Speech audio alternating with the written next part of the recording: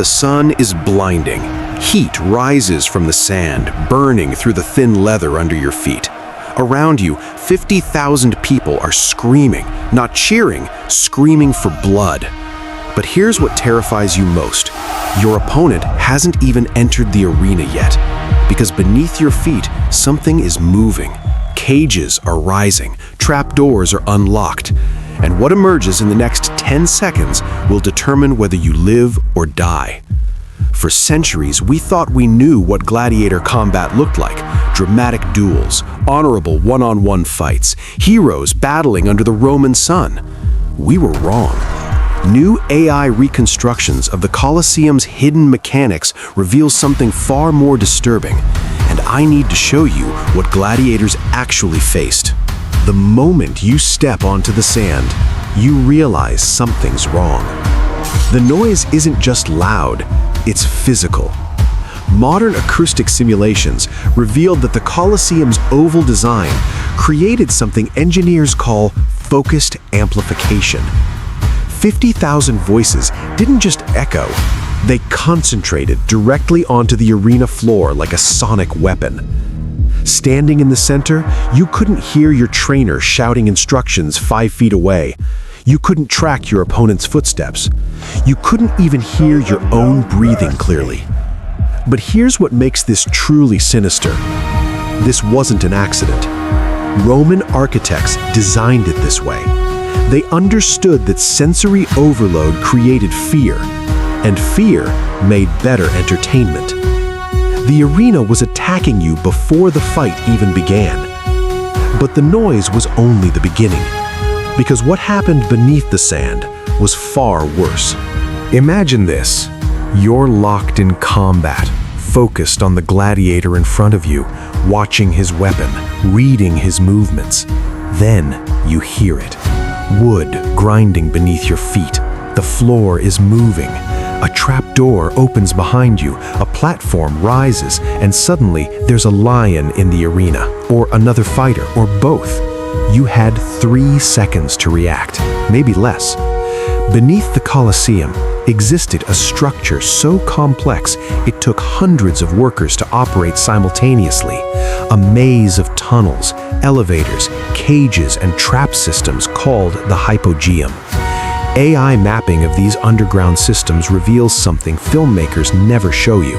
The arena could change during your fight. Animals appeared from nowhere, scenery materialized in seconds, new fighters emerged from unexpected angles. The Romans didn't just stage fights, they staged controlled chaos. And here's the part that would break most people psychologically. Modern combat is predictable.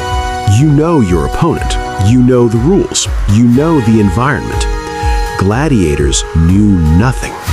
Historical records reconstructed by AI analysis show that fighters often learned their matchup only moments before entering the arena, sometimes not even then. You might train for weeks to fight another swordsman, then get released into the arena with a pack of wolves.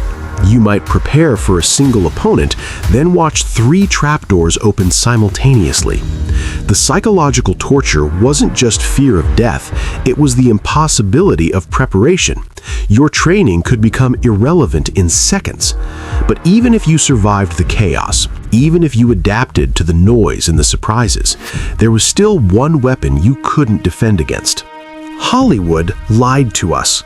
Gladiators weren't disposable, they were investments. Training a skilled fighter cost the equivalent of tens of thousands of dollars in today's money. Specialized diets, medical care, years of practice.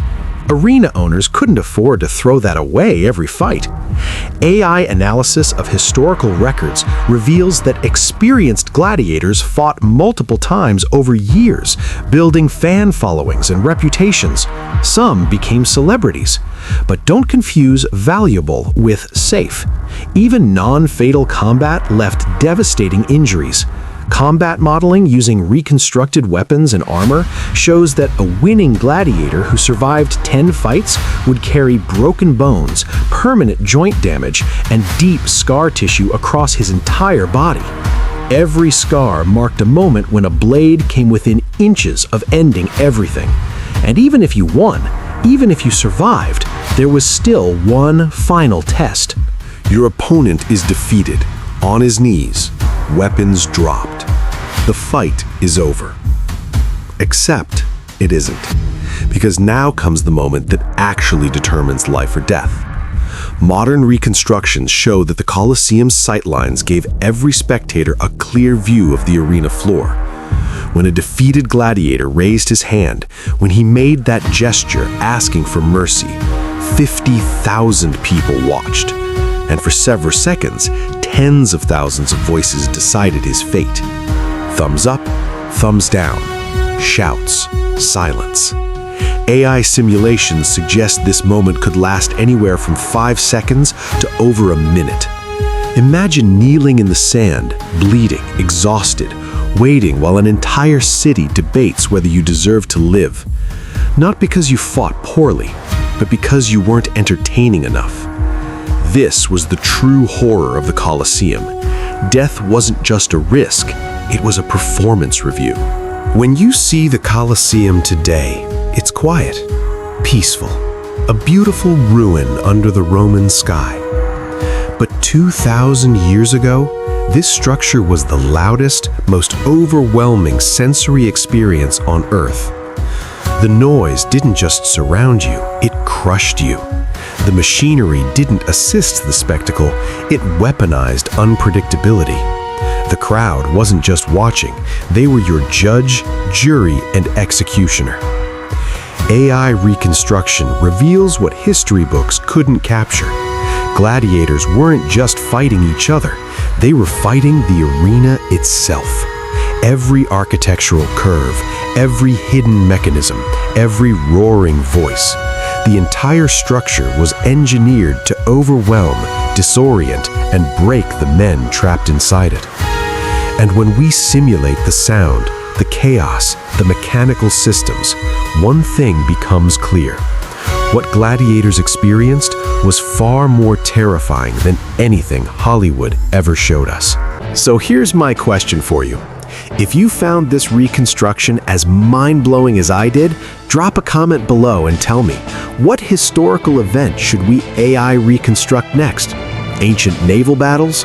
Viking raids? The fall of Constantinople? Medieval sieges? I'm reading every single comment and I'll randomly pick one for the next deep dive. Because history isn't just about what happened, it's about what it felt like to be there. And with AI helping us reconstruct these moments, we're finally seeing the truth.